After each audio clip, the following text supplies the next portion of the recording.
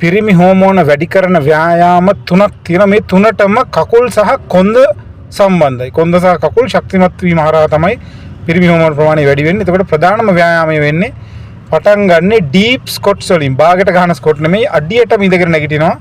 මෙන්න මෙහෙම. කොන්දේට පෙළිය කෙලින් තියාගෙන. ඉතින් මෙතන සුළු බරක් පාවිච්චි කරලා සහැල්ලුවෙන් මම මේක කරන්නේ. ඔයගොල්ලන් 100ට 150ක් ඇඟේ බර පාවිච්චි කරන්න ඕනේ. ඇඟේ බරෙන් 100ට 150ක්. ඊළඟට ඩෙඩ් ලිෆ්ට් එක.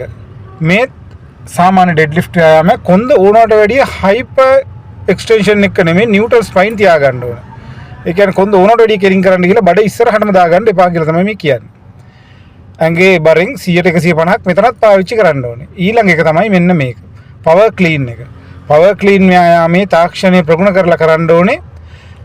ඇඟේ බරෙන් 100ට 100 පාවිච්චි කරන්න පුළුවන් නම් මේ පවර් ක්ලීන් එකට ඉතාම හොඳයි.